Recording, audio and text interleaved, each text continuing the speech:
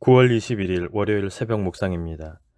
오늘 말씀은 예레미야 34장 8절에서 22절까지의 말씀입니다.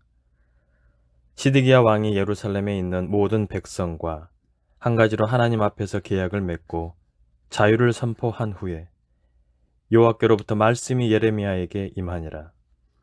그 계약은 사람마다 각기 히브리 남녀 노비를 놓아 자유롭게 하고 그의 동족 유다인을 종으로 삼지 못하게 한 것이라.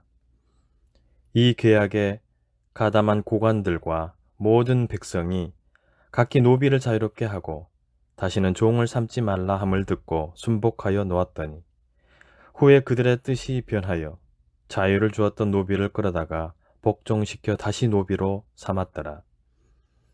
그러므로 여호와의 말씀이 여호와께로부터 예레미야에게 임하니라. 이르시되 이스라엘 하나님 여호와께서 이와 같이 말씀하시니라.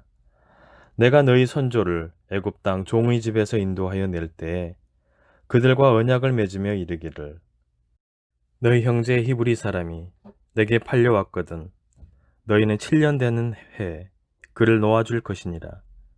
그가 6년 동안 너를 섬겼은즉 그를 놓아 자유롭게 할지니라 하였으나 너희 선조가 내게 순종하지 아니하며 귀를 기울이지도 아니하였느니라. 그러나 너희는 이제 돌이켜 내 눈앞에 바른 일을 행하여 각기 이웃에게 자유를 선포하되 내 이름으로 일컬음을 받는 집에서 내 앞에서 계약을 맺었거늘 너희가 돌이켜 내 이름을 더럽히고 각기 너와 그들의 마음대로 자유롭게 하였던 노비를 끌어다가 다시 너희에게 복종시켜 너희의 노비로 삼았도다. 그러므로 여호와께서 이와 같이 말씀하시니라. 너희가 나에게 순종하지 아니하고 각기 형제와 이웃에게 자유를 선포한 것을 실행하지 아니하였은즉 내가 너희를 대적하여 칼과 전염병과 기근에게 자유를 주리라. 여호와의 말씀이니라.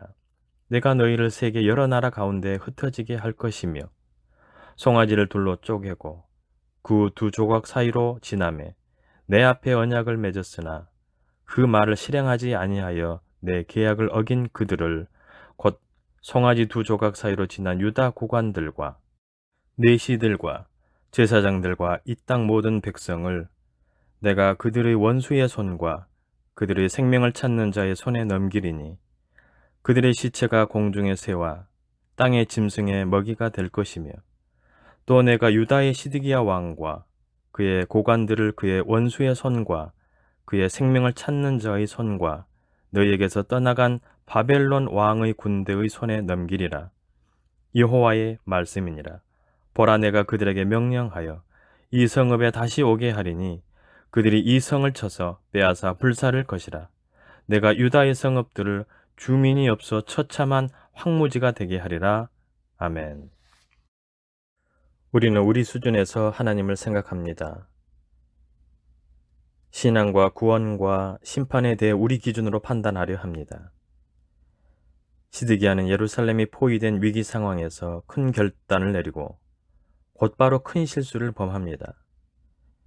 왜 시드기야와 유다가 구원받고 바로 멸망했는지를 살펴보면서 우리의 신앙과 기준에는 어떤 문제가 있는지 살펴보고자 합니다.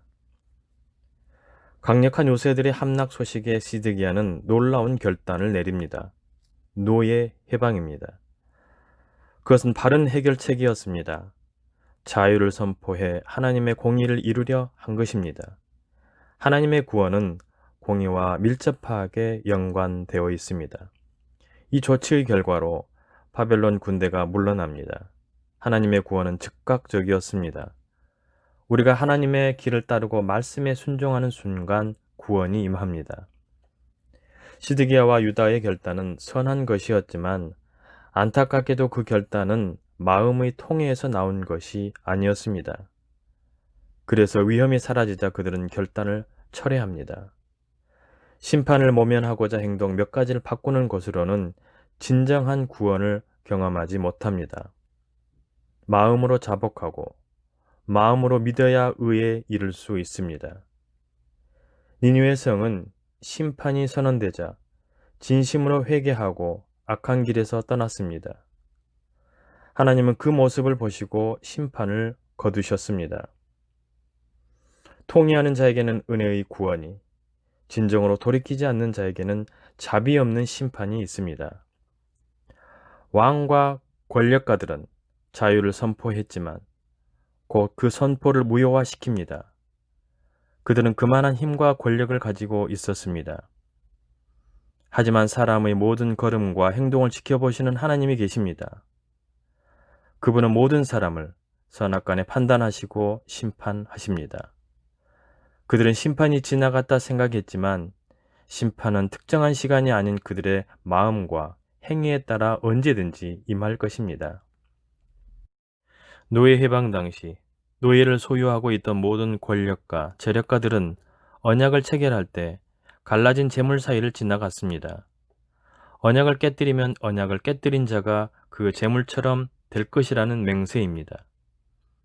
그들은 그 약속을 잊었지만 하나님은 잊지 않으셨습니다. 그들은 말을 바꾸고 약속을 어기고 자기 뜻대로 행동하면서 부와 권력에 집착했을 것입니다.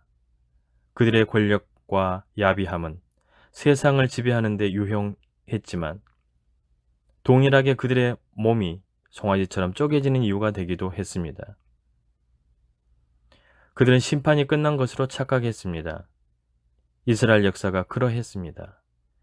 배역에 심판받고 회개해 구원받으면 평화의 시대가 오는 오랜 패턴이 있었습니다. 그래서 그들은 심판이 지나갔기에 이제는 평안하다는 생각을 했던 것 같습니다. 그런데 하나님은 곧바로 바벨론을 다시 예루살렘으로 부르십니다. 그들의 가식과 눈속임은 회개가 아니었습니다.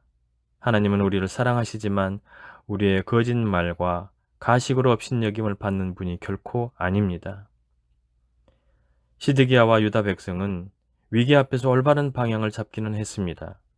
그러나 위기가 사라지자 너무나 빠르게 다시 예전으로 돌아갑니다. 그래서 하나님의 더 큰 진노를 사게 됩니다. 심판을 받지 않기 위해, 지옥에 가지 않기 위해 믿는 것은 결코 은혜로 구원받은 성도의 태도가 아닙니다. 하나님을 진심으로 사랑하고 섬기십시오. 그러면 하나님의 기쁘신 섭리하심을 경험하게 될 것입니다. 기도하시겠습니다. 사랑이 많으신 하나님 아버지, 주일 이후 첫날 첫 시간에 다시금 말씀 앞에 서게 하여 주심에 감사를 드립니다. 하루하루 살아가는 것이 하나님의 은혜임을 고백합니다. 주님과 영적인 깊은 관계 속에서 말씀의 능력을 삶의 자리에서 풍성히 경험하며 살게 하여 주시옵소서. 순간의 안락함에 안주하지 않게 하여 주시고 항상 믿음 안에서 경각심을 가지고 우리 스스로를 돌아보면서 거룩한 하나님의 자녀로서의 삶을 사는 주의 자녀들이 다 되게 하여 주시옵소서. 주님, 이번 한 주간도 주님의 품 안에 머물러 있기를 소망합니다. 각자에게 주어진 일들 성실히 잘 감당하게 하여 주시고 삶으로 하나님께 영광을 드리는 복된 한 주간이 되게 하여 주시옵소서. 여전히 코로나의 위기 가운데 있지만 지금까지 지켜주셨던 것처럼 주님의 보호하심 속에서 평안한 삶을 계속해서 누리며 살아갈 수 있도록 은총을 베풀어 주시옵소서. 오늘도 우리와 함께 하시는 예수님의 이름으로 기도드리오며 이제는 주님이 가르쳐 주신 기도를 드리오니 하늘에 계신 우리 아버지, 아버지의 이름을 거룩하게 하시며 아버지의 나라가 오게 하시며 아버지의 뜻이 하늘에서와 같이 땅에서도 이루어지게 하소서. 오늘 우리에게 일용할 양식을 주시고 우리가 우리에게 잘못한 사람을 용서하여 준 것 같이 우리 죄를 용서하여 주시고 우리를 시험에 빠지지 않게 하시고 악에서 구하소서. 나라와 권능과 영광이 영원히 아버지의 것입니다. 아멘.